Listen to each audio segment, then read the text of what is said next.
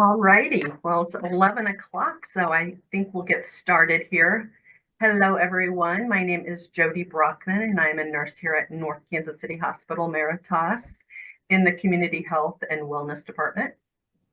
And we are all here to listen to the science of body-mind connection. And I'm very excited about this one. I mean, who doesn't want to reduce stress and achieve a balanced life? I mean, I do. So I'm very excited to introduce Jason, who will be our presenter today, Jason Calder. Jason is a seasoned healthcare professional with over 20 years of experience here at North Kansas City Hospital, where he specializes in treating patients with complex and chronic pain conditions. He holds a master's degree in physical therapy from the University of Missouri, Columbia, and is recognized as a certified spinal manual therapist and certified therapeutic pain specialist. Throughout his career, Jason has been dedicated to advancing pain management practices through education and innovation. He has conducted community classes and served as a guest lecturer and instructor for the past 7 years, focusing on topics related to pain management as well as collaborating in clinical research initiatives. In 2018, Jason played a pivotal role in developing the Move Plus physical therapy program for chronic pain at North Kansas City Hospital. This evidence-based program has positively impacted countless lives, reinforcing Jason's passion for empowering healthcare providers to deliver exceptional care to patients with chronic pain. So I'm going to turn it over to you, Jason, and we will get started here. Welcome. Great. Well, thank you guys for tuning in here. We're going to talk about the science of a mind-body connection.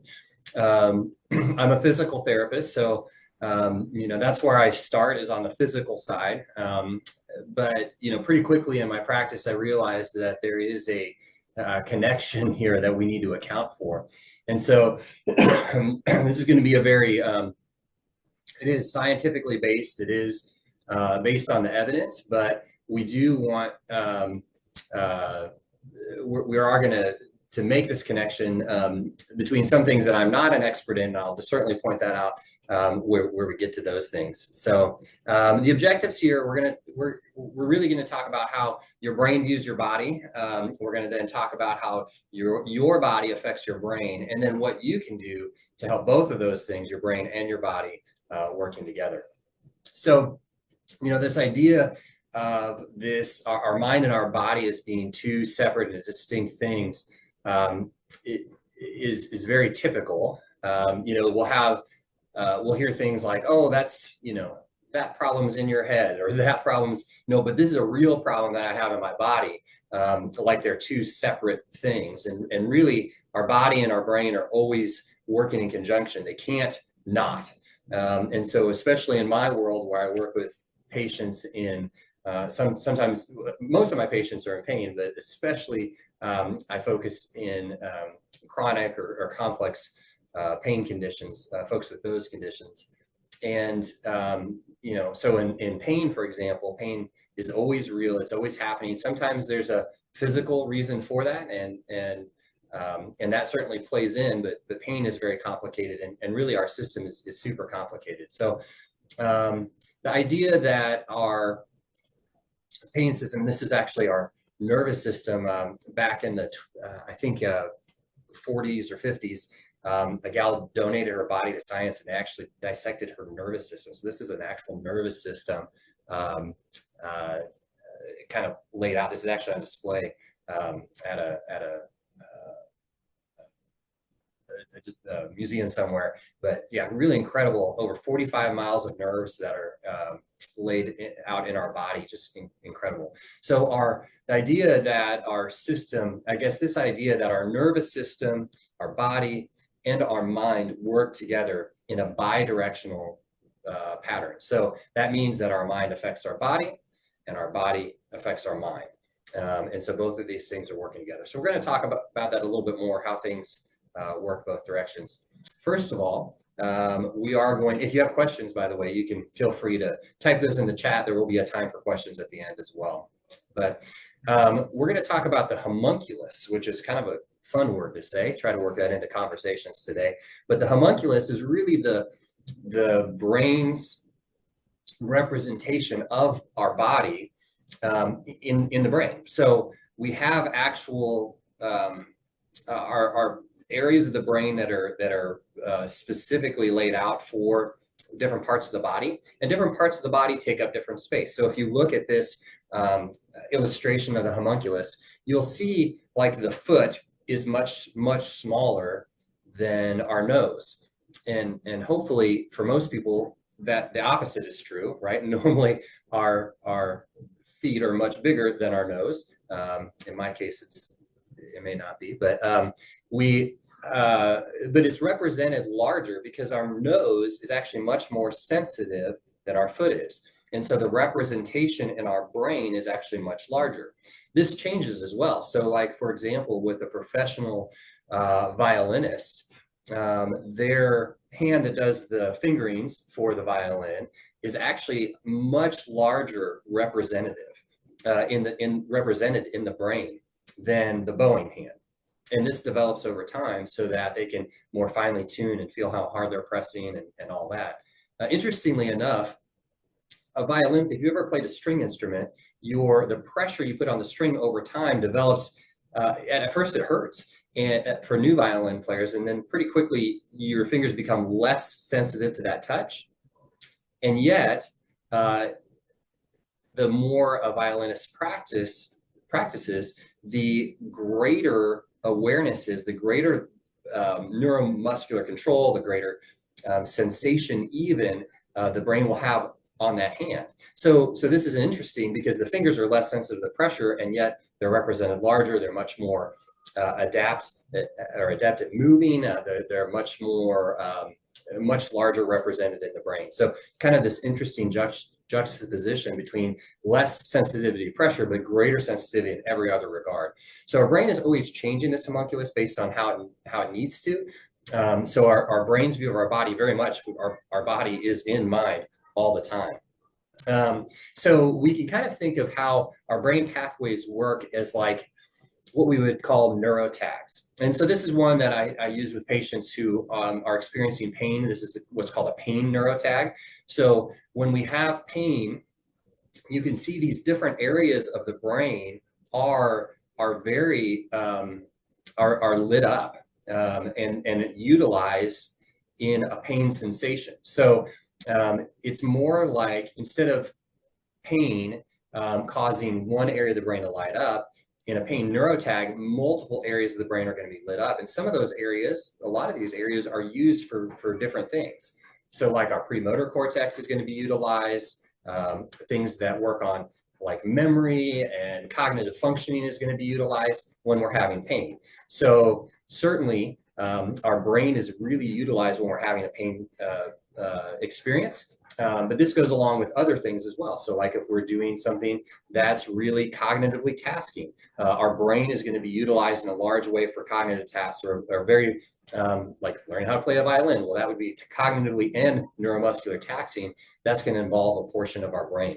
So certainly our brain is being utilized whenever we're having experiences, whenever we're learning new things. And this kind of speaks to the complexity of our system. So our system is, we use the term biopsychosocial. And what that means is that the biology, as well as the psychology and sociology come together to create a person's wholeness or well-being. When we're talking about pain, for example, we always have to consider these three areas as contributing factors into a person's pain experience. And so really every experience a person has involves these things. It involves our biology, how our system is doing.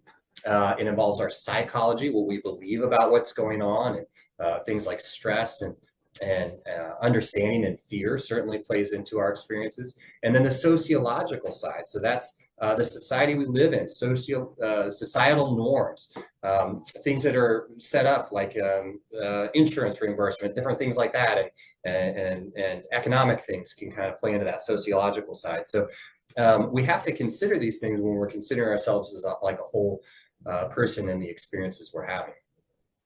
So really kind of our system is always trying to maintain a balance, and really our pain system, anxiety and fear, it's all there to be protective for our system.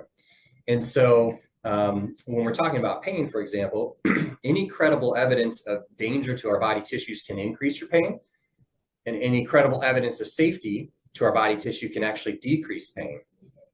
So this is where we start to see that pain experiences, for example, that we feel, we learned a long time ago, if we fall down and skin our knee, and we look down and we see the blood and we realize how that hurts, and I need to not touch it and protect it and all that stuff. What we really know about pain, and especially in pain research and pain science, is that pain and tissue damage are not a 1-to-1 ratio, which means that we can have damage and no pain, or we can have a lot of pain and no damage, or very little tissue damage that's happening. And this starts to illustrate how complex our pain system is, and really all of our experiences can be. So we can kind of, this is a better illustration. First of all, it's a better looking illustration. I'm very excited around lunchtime to be showing a giant burger here, but we can kind of think of hunger in the same way. So here's a little example. Right now, your stomach may be sending neurological impulses up the spinal cord to the brain saying, my stomach's empty, right? It's about lunchtime. Jody didn't bring lunch for any of us. Jody really fell down on the job here, I think. But so we're thinking maybe our stomach is giving the signal, stomach's empty. That message goes up our spinal cord to our brain, and our brain says, it is about lunchtime. It's going to play the hunger message. And I'm saying it's a hunger message because hunger doesn't actually come from the stomach. And we know this because you might be in this situation where you're like, that burger looks good. You go to the burger place and you're standing in line to get some food, and a kid maybe throws up in front of you. Oh, how terrible. I would venture to guess in that moment, even though your stomach might be saying stomach's empty, your brain would say, I am not hungry now.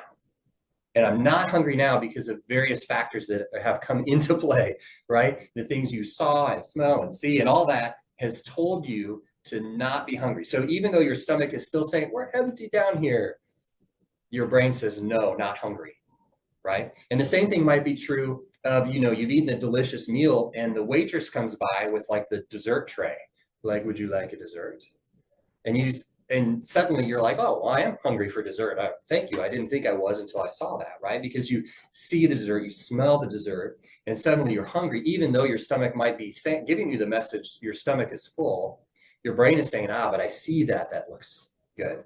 You might also, by the way, and I've experienced this myself, I've been bored and hungry, or I've been sad and hungry, right? Or tired and hungry. And so these things can also be there where we have emotional things that actually cause us a sensation that we associate with a very physical sensation of hunger. But we can see how our mind, our brain is actually providing a lot of these inputs in deciding whether or not we're going to be hungry. Certainly our body gives us some of that information, but our mind is what gives us that experience. And that happens over and over in our system. That happens when we're dealing with pain and other sensations that we have. So very fascinating when we start to talk about the brain and the brain's role and things that we associate with, well, that's a body thing, and this is a brain thing. They're really kind of working together all the time, which is fascinating, the complexity, and has to be taken into account, especially if we're going to try to treat some of these issues. So we have there's a study here that says, this was a study that was done by Lorimer Moseley in his group. He's a brilliant pain researcher, one of the leading pain researchers in the world. And this was published looking at the effects of different colored lights. So these subjects were touched on their hand with a very cold metal wand, rod, a piece of metal on there. And it was cold enough to be like, oh, that's, it's -4 degrees. We've experienced that recently as of this recording, some negative degree temperatures. We know that's very cold. So when they were touched with the wand was always the same temperature, but they were shown a light, and either shown a red light or a blue light right as they were being touched by the wand. And what they found is that when they were shown a red light right when they were being touched with the wand, they associated this with hot as opposed to cold. So they would say, and they would also withdraw or report that being an unpleasant situation. So we can see over here on this side, when they saw the red light, these are the pain ratings that the folks gave. When they saw blue light, these were the pain ratings that they gave. So you can see just the different color of light actually influenced how much pain they had, how much withdrawal they had, how they reacted to that thing being touched. The mind, the brain was taking input and including color of light to come up with that physical sensation. Now, a lot of people would say, well, this is placebo, right? And really in this case, the hypothesis was that the light was going to change how a person perceived that sensation. And a placebo is typically thought of as something that is inert, something that won't cause an effect. But a lot of times placebos do cause an effect. And so you might have a sugar pill, for example, that you take in a clinical trial of a medication, but just the idea of taking a medication can change how a person feels. So they did this study. It was kind of a reverse placebo. It was a nocebo effect, something that was intended to cause more discomfort or not harm, but discomfort, certainly. They actually were giving people a known pain medication. And this known pain medication, they told a certain amount of people who got the known pain medication that it was a new pain medication, and in some people it would actually cause more pain. This new medication would cause people more discomfort. And when they were told that in about 75% of people there was more discomfort, so make sure you report if you have any more discomfort, they found that when they gave that messaging, people actually had more discomfort, even though it was a well-established opioid pain medication that definitely reduced pain in a lot of people. When they were given the messaging that a pain medication could actually cause this medication might cause more pain, more people had discomfort reported in those trials, which I think is amazing. There's another situation where there is a company that sells a little, well, it's a blue pain, it's not a pain medication, little blue pill is utilized. And one of these side effects is sometimes there's cardiovascular palpitations or cardiovascular events that can come along with that. And they actually found in one country, they were having issues with more cardiovascular events in this region than other regions. And they found that in Italy, the team's color was actually very close to the the little blue pills coloring. And so they had to produce that in a white pill form instead of the marketed blue pill form in that region for that reason. So certainly even colors of medications can matter and have these effects. So our mind and what we understand and what we know about and what we think about is certainly playing in. This is my daughter, my youngest daughter. This was quite a few years ago. We were fishing and caught a fish. This is a shameless, cute daughter picture to put up here. But they did a study where they actually looked at, not on my daughter, but they did a study where they would pinch people and measure how much poundage or pressure they felt in a pinch before they said ow, before it was painful. And unbeknownst to the participants, they introduced a fishy smell into the room. And when they introduce that fishy smell into the room, people overwhelmingly had less tolerance to pinch. So this is a situation, again, that things might be happening that we may not even be aware of. And overwhelmingly, they reported they did not even report the fishy smell in the room. They didn't even notice that cognitively. They didn't rise to the level where they said, oh yeah, that was weird. And yet it changed even how their body dealt with painful stimuli. So our system is always taking in all this information. And so our brain is always involved in our experiences, even in these very physical things like pain. And so we have this idea when we're talking about pain specifically, that pain is a protective feeling, kind of like hunger is a feeling, and even fear is a feeling. But pain is this protective feeling that has multiple inputs into that system. And it may or may not result or it may or may not be the result of direct tissue damage. There are many things that can play into that. Often tissue is a portion of that, but we can see cultural factors and previous experiences and our expectations even play into this. All right, so we have a fun example here, and for this example, I'm going to stop sharing my screen here for just a second, so I can get to this video. So I wanted to show you this kind of fun video here, maybe. Technology at work. All right, so we get to watch this YouTube video here with me. So hopefully y'all can hear it okay.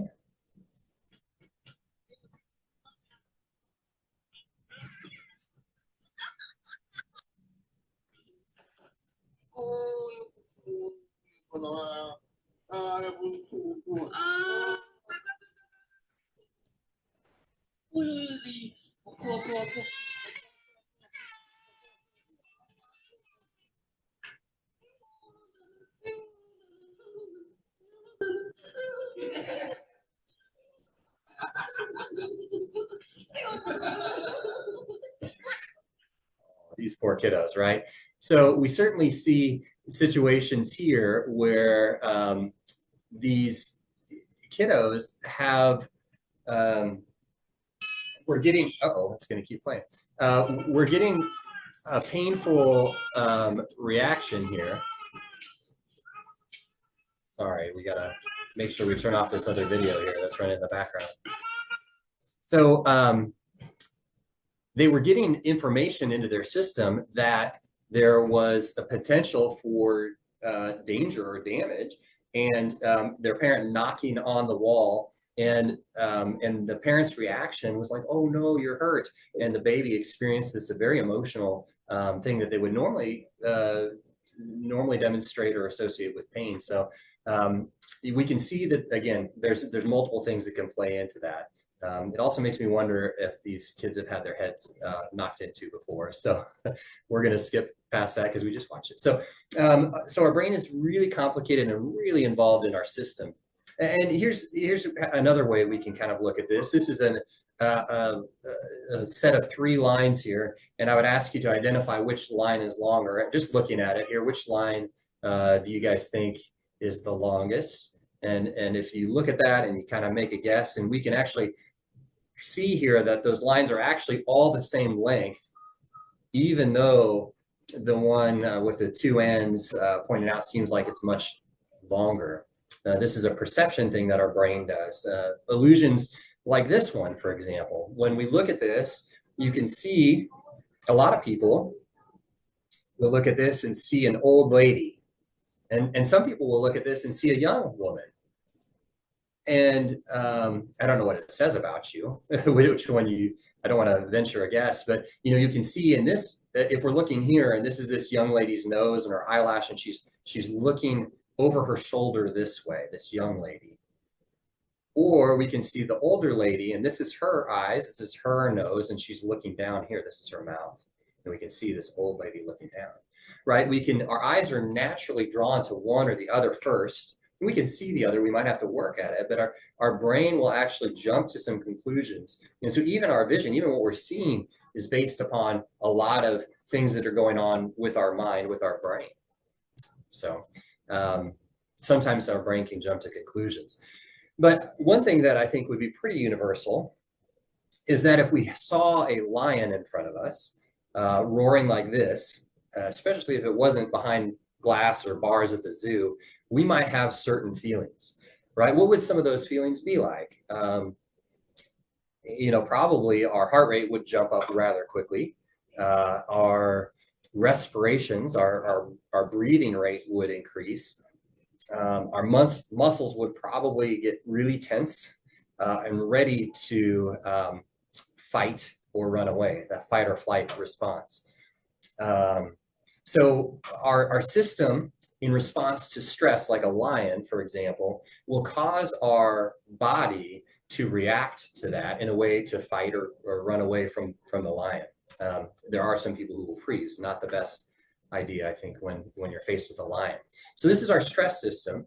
And certainly, excuse me, our stress system is meant to activate. We're meant to deal with stress in a certain way and be activated. And so we can kind of think about some of those things being upregulated, our threat response system. There's a complex cascade of events that are happening biochemically. We won't go into all of that, but basically stress hormones and chemicals will cause some of these changes, like blood pressure changes, muscle tone, heart rate.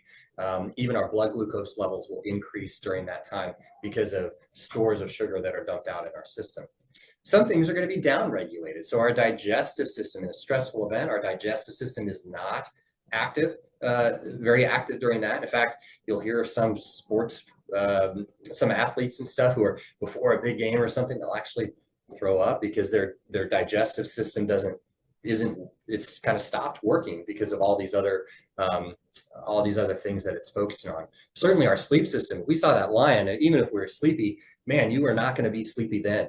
And our concentration, if you were balancing your checkbook when that lion hopped up like that, you are not able to hold those numbers in your head anymore. So we can see some of our systems will upregulate, but some of our systems are going to downregulate. And this isn't an immediately stressful event, but certainly we can kind of think through if we're under long periods of stress, some of these things are going to really affect our body substantially.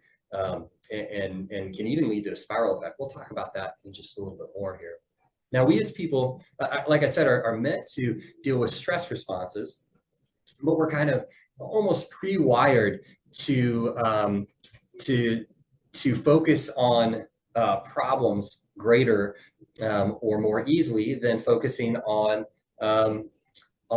positive things. And they did a study, psychologists have done a study where they took just a very simple math problem where they said, okay, there's this group of people who are going down on a sinking ship and 100 lives are going to be saved. Out of the 600 people on the ship, 100 will be saved versus the second group of people. They asked the question, listen, there are 600 people on the ship and 100 lives are going to be lost. And they asked them to do the math problem. So the difference was in how they asked the question. Is it lives saved or lives lost? Even though it's the same math problem, people were able to overwhelmingly calculate the lives lost quicker than the lives saved. It shows us that we can actually, we just as people are geared toward catching problems or negative things or latching on to problems quicker. It's probably a protective response, but if I asked you, list 5 things the government's doing really well, it may be hard for you to come up with a list. But if I said, hey, list 5 problems you see in the government, it might be very easy for you to list those 5 things. And we have to just be aware of that tendency in us, because again, dealing with negative issues for long periods of time can affect our system negatively, and that's our physical side. So again, I forgot to mention, it took 50% longer to do the positive response versus the negative response. So again, quite different. And there was another study that was done where this illustrates how loss or negative things can be more sticky. And that is kind of the situation where a bad experience actually sticks with us longer than a positive experience. And essentially, and I'm going to skip over a lot of these, but what they found was they said, hey, there's this new operation. We're going to list out the good things and the positive and the negatives with this. And when they talked to a group and said, hey, this surgery has a 70% success rate and a 30% failure rate, people who said they would probably go ahead with that surgery. However, when the group was listed, the opposite was true. Like, hey, actually, we're going to highlight the failure rate, even though the rate is the same, 70% success, 30% failure. The failure rate actually, highlighting that actually caused the group to overwhelmingly say, no, I would not go forward with that. And even after they presented the positive, if they presented the negative first, so the 30% failure rate was presented first, and then they came back and presented, hey, but the 70% is actually really a good thing.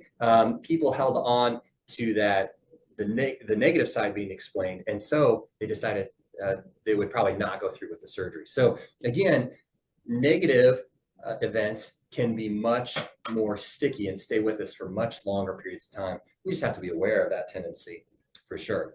All right, so that all being said, it's kind of like having a glass half full or half empty approach.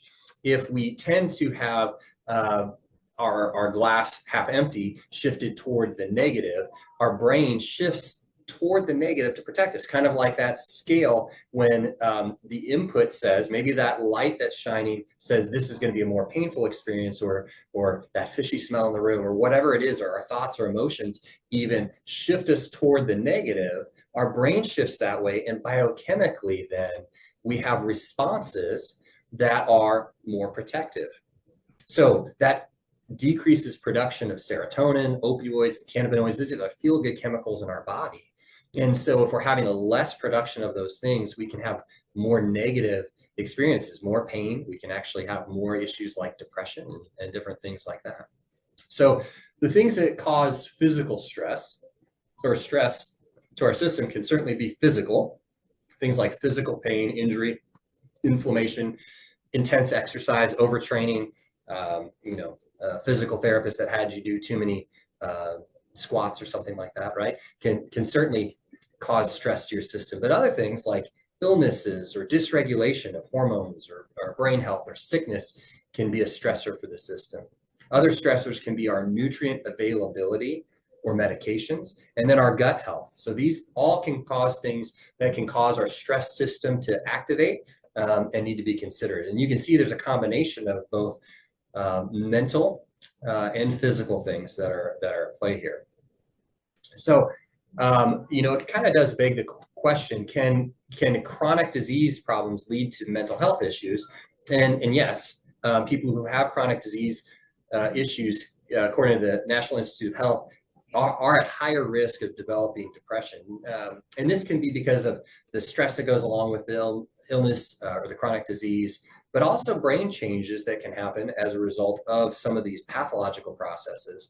And then some of the medications themselves, even though they may help our body or help the chronic disease, can actually lead to some hormone imbalances that can cause depression.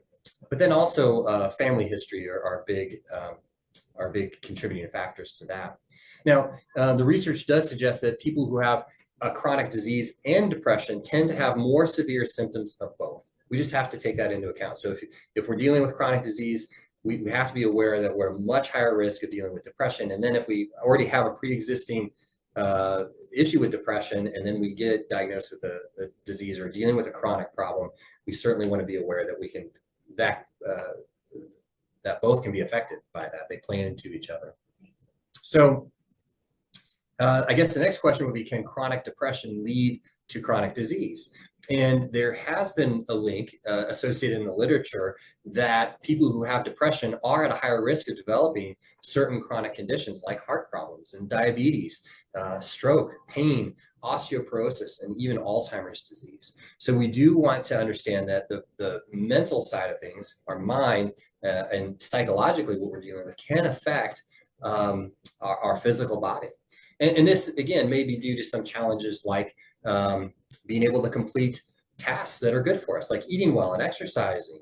It can also, depression can cause us to lack going in for medical care. So it might have us avoiding kind of the medical profession as a whole and lead to some of these issues being untreated and problems down the road that might have been prevented. And then also, because depression does affect things like diet and can affect our threat response system, it can actually lead to more inflammation and actually cause tissue problems that may lead to some of these things. So it might affect our body in such a way that physically it creates some of these things. Just want to be aware of that. So we can't talk about depression. I would think it would be a good idea anyway to mention what are some of the signs of depression and what we can do about that. So persistent sadness or anxiousness, feelings of hopelessness or pessimism, feelings of irritability, frustration, or restlessness, guilt, worthlessness, helplessness, a loss of interest or pleasure in hobbies and activities, fatigue, lack of energy, feeling slowed down, or difficulty concentrating, remembering, or making decisions. Now, all of us have had moments of this, but if this is the pervasive list that you are dealing with all the time, then it might be that that you're facing some issues with depression. Things like difficulty sleeping, waking too early or oversleeping, changes in appetite or unable to eat, physical aches and pains, again, the physical side of things. And then thoughts of death or suicide are certainly concerning.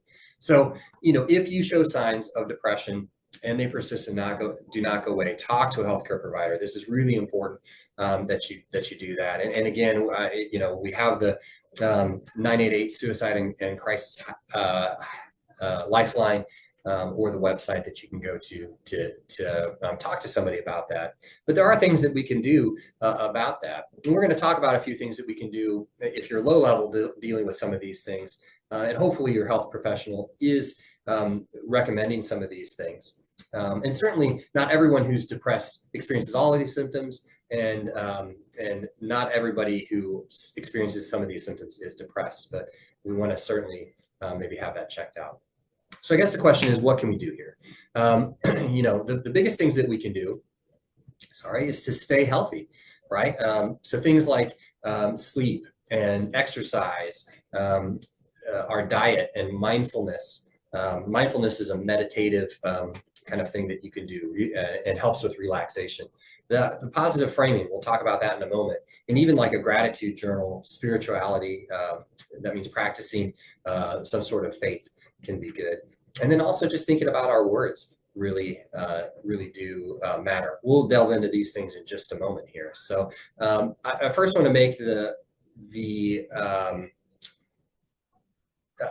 case for how exercise can be helpful for our mental health. Again, I'm a physical therapist, so I sell exercise. That's my disclaimer. So I love exercise. I think it's a great idea. It helps with so many things. It releases feel-good hormones. Physically moving can take your mind off of the cycle of negative thoughts. So just taking your body. Sometimes with we've had little kids in our house, and one thing that we know is that if you take your child and just kind of move them to the next thing, a lot of times they're going to do better rather than, just having them sit there and cry, right? So sometimes our own body is that way. If we just take ourselves and go for a walk or something, it can take our mind off that cycle and break us out of that pattern that we're in of negative thoughts or emotions. It can also help us as we get stronger and do more activity, help us gain confidence, especially if we're achieving some of our goals that we set physically for ourselves. It has a potential to get us more social interaction. And so we might want to consider exercising in social environments, and then coping in a healthy way. So that means, many of us have had to go for a walk to burn off some steam, right? Or something like that. So that certainly is a helpful and healthy coping, a way to cope. So exercise and the way it helps with feel-good hormones and chemicals, we certainly have done some studies on this, and they found that a 6-mile run releases the equivalent of about 10 milligrams of morphine. And I believe that when you go into the ER for like a broken arm, they would give you about 4 milligrams of morphine for that. And so this 10 milligrams of the equivalent of 10 milligrams of morphine is feel good hormones and chemicals that come into our body. We've all heard of like the runner's high, that sort of thing. So I'm not suggesting running 6 miles necessarily, but we can just see how exercise, even a little bit, can help our body feel better. We certainly want to take that into account. So how much really should we be doing? And really, we're looking at about 150 minutes a week of moderate intensity aerobic exercise, or we could do 75 minutes a week of vigorous aerobic activity.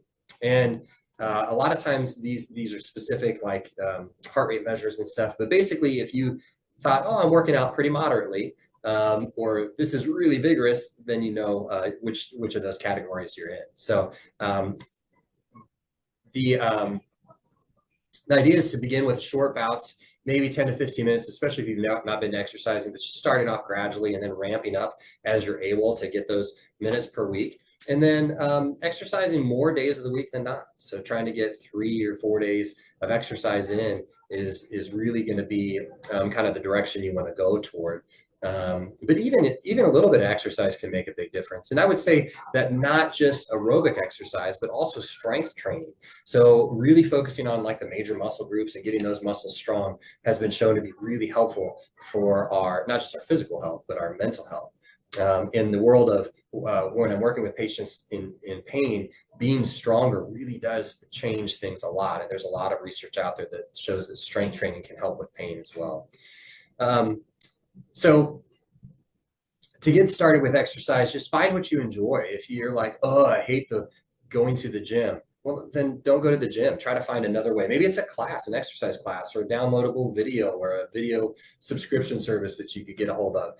Maybe it's playing pickleball with friends, or getting together to shoot hoops or something like that. Or when the weather's nice, getting outside and walking and getting out in nature. Sometimes you need to get a healthcare professional support, like a counselor, a physician, or go to a PT, shameless plug for physical therapy. It is one of those things, and if you have no idea, or if you're painful when you're moving, going to see a PT can be very helpful to get on the right course for that. And set reasonable goals. Again, if you're like, I'm going to run a marathon, and then you go out your first weekend and try to run a full marathon, that's really going to end badly for you. So set goals that you can achieve, that you're like, oh, maybe I'll start with that 10 to 15 minutes a week, 2 or 3 times this week, and try to improve upon that, or just moving more than I did last time. Sometimes your smartwatch can help you out with that, and steps that you're taking, or your active minutes, you can set some goals on there. So lots of ways that you can kind of set some goals. And then if you think of exercise as a chore, you're less likely to do that, especially if you're like, oh, I should exercise, and I'm just kicking myself that I'm not exercising. That doesn't really help your mental health. So you want to think about it as one of these things that is not a chore, but one of these things that's beneficial to you. And so when you do it, you're like, yes, I did something beneficial for me, and not kicking yourself when you don't. And then think about what it keeps you from being successful, and having a realistic accounting of the things that is keeping you from being able to achieve these goals. And it may be like, you don't have the right, I don't have the right shoes for that. Maybe it's, I don't know how to do that, and that maybe I have to do some research, or go to the PT, or maybe I have to join a gym to have access to these things.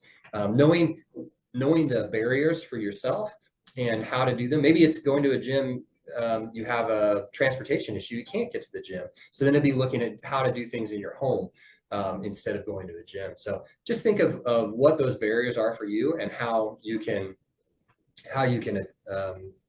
address those things ahead of time, and then prepare for those setbacks and obstacles, so then you can overcome it and achieve that. The other thing we want to consider, other than exercise, is our gut. And this is where our physical body can really affect our brain. So over 95% of some of our neurotransmitters are actually made in our gut. A ton of our dopamine and serotonin is actually made in our gut. And if our gut is kind of like our lower intestine, has what's called a microbiome, and that's the bacteria that's there. That's a part of us. We need it. We can't break down and get the nutrients and stuff we need out of all the food. So this bacteria breaks it down into parts that our body can use.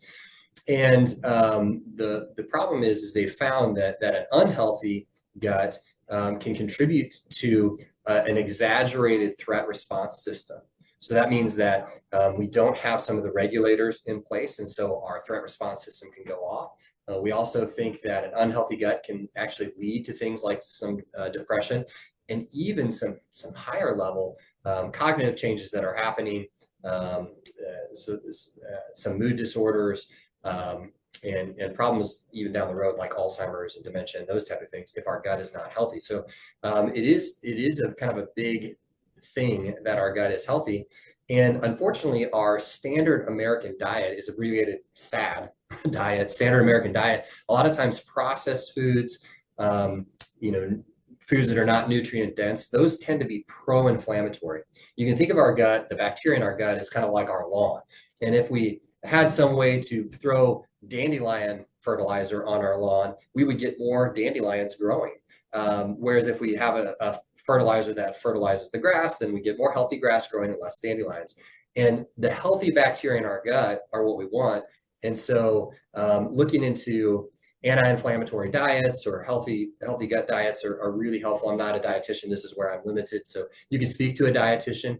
At North Kansas City Hospital, we have dietitians on staff that you can set up meetings with. Or you could just go online and kind of try to get a feel for some of this. I do know the Mediterranean diet tends to be an anti-inflammatory diet, and for gut health is a pretty good one. So you might look into that if you're having some issues there.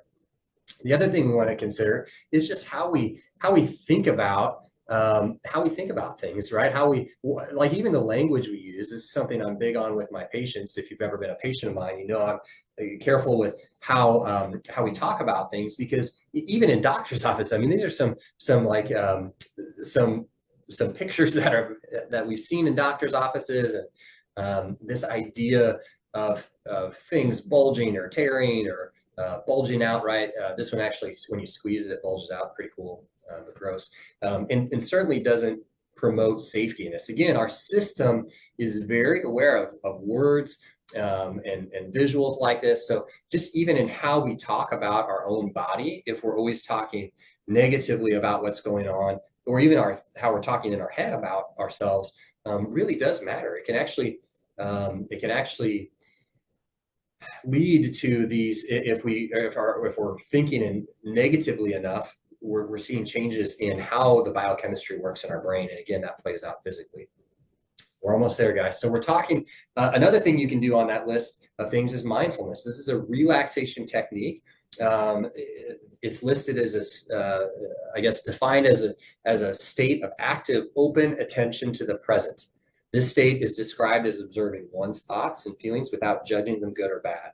So this is something that if you want to look it up, just look up like how to do a body scanning or mindfulness, and you can pull up tons of like little YouTube things that you can click on and just kind of practice that. But basically, it's just like closing your eyes or getting a comfortable spot and being aware of your breath and kind of going through your body and just being aware of what your body feels like. Being aware of like breath going in or your body resting on the chair or the surface you're on, and just being aware of that, and even being aware of your thoughts. And you can kind of go through this process. Some of that you can go for a long period of time, or just even a 5-minute body scan can be very helpful. I tell my patients it's like getting out of your head and into your body, which can be really helpful at disrupting some of these negative thoughts and emotions. So especially good for anxiety, especially good for people with chronic pain. In fact, mindfulness came out of some Eastern religions of meditation and brought into the Western world and into science back in the 60s and 70s to deal with really significant pain issues. So one of these original guys was using it and found very effective in the literature to help with some of these pain issues that were not being addressed with medication. So very powerful. Our mind is very powerful. So and mindfulness research like MRI scans show that it actually helps the brain's fight or flight center decrease in size. So, and then the connections with that even tend to decrease. So this basically says that even if somebody is exposed to a stressful event, their stress system isn't ramping up quite as much and they're recovering much quicker, which is really exciting to see. Even the images supporting what these practitioners are saying. And then again, the functional connectivity changing. So in other words, our more primal responses to stress seem to be superseded by more thoughtful ones. So who wouldn't want that? The idea of positive framing as well is one of these things that can affect our body. So this was a study that was done in room attendants in a city where they took 84 female room attendants, and at 7 different hotels. It was some big city. And they, what they did is they framed their work as being good for their body. So they brought these gals at these different hotels and said, listen, what we are actually finding is that when you're making beds, when you're pulling a mop bucket around, when you're carrying loads of laundry, you're actually strengthening your body. You're actually burning calories. You're actually using your body in a way that's going to be very helpful. When they framed it that way, they found that they had a control group and a study group. The experimental group actually saw a decrease in weight, blood pressure, body fat, waist to hip ratio, and body mass index.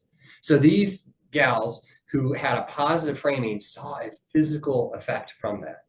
And so how you think about the work that you do or how you think about the activities that you do really do matter and can have some physical effects. So talking about optimism, just trying to be more optimistic.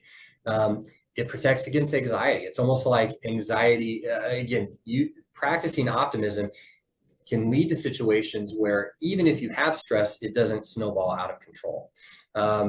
Optimism is associated with reduced pain intensity and physical symptoms. Specifically, they did a study where they looked at people having heart surgery. Optimism boosts our immune function. So we've actually seen this, that positive thinking can actually have a positive effect on our immune system, which might help reduce illnesses and such. And it's a significant predictor of positive health outcomes and improves our physical performance. So we do want to think about just, again, how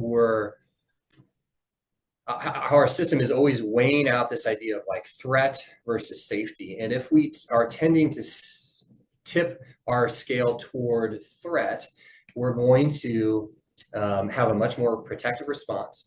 That's going to raise our alertness level, like that lion in the room. And if it's constantly there, that's going to cause some problems with not just our tissues, but can even lead to some chronic illnesses down the road if we're constantly in a stressful situation. So there's a group called NOI group, and this is a group. They've got a book called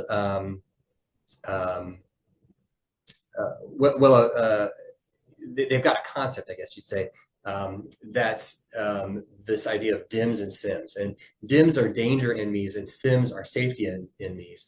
And so they've got a list here of things like things that are you hear, taste, smell, and touch.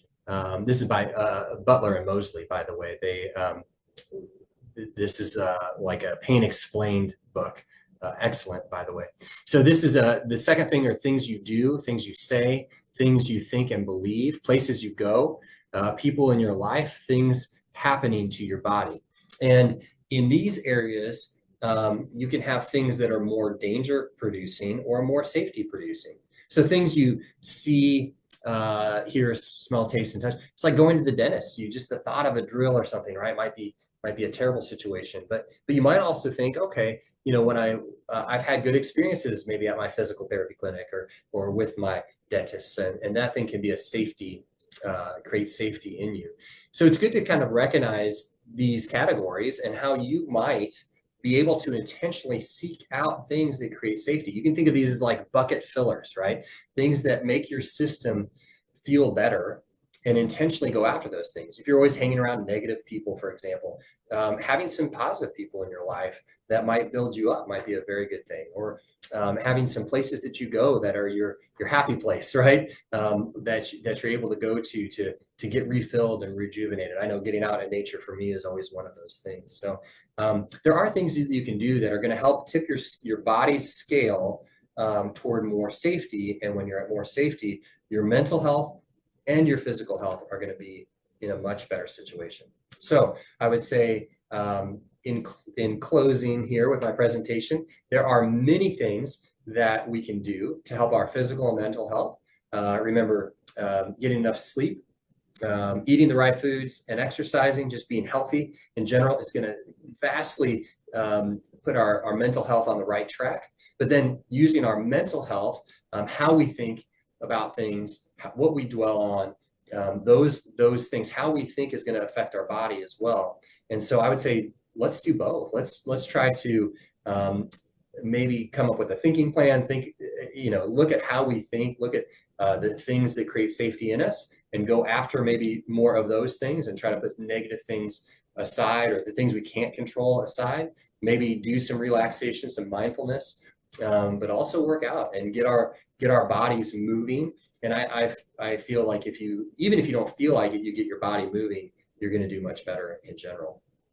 So we have a few minutes. If you guys have any questions or any thoughts, I'd love to hear them now. I haven't been checking the chat because I've been going away, so talking like crazy. So if you guys want to put it in the chat or raise your hand, we can certainly get to you here in just a moment.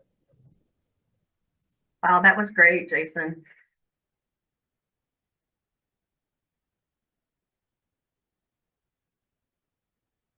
Obvious that you have a lot of experience in this, and I, for one, am excited to incorporate a couple of these practices in my everyday life. I think one that I want to really strive to do is the 150 minutes of activity a week. Yeah, I would like to increase my endorphin release. So there that's you what go. I'm gonna work on. For sure. And a lot of people are like, well, where do I find 150 minutes a week? And I think if you look at your phone's screen time, Exactly. You'll find the minutes you need for a lot of folks. Guilty.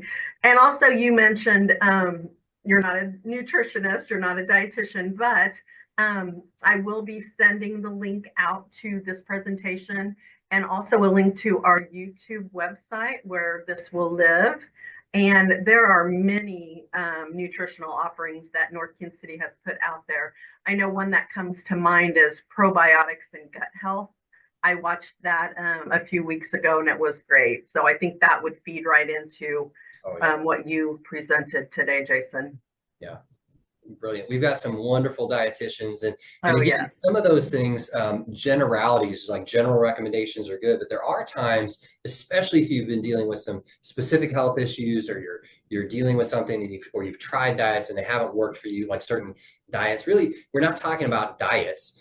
We're talking about your diet, what you eat. And so dietitian can be a great way to kind of personalize it to you, and I highly recommend, if you feel like online resources or watching the videos from our dietitians are not working, get with one of our dietitians. They are brilliant and can make this much easier for you to accomplish, and they'll meet you where you are on that.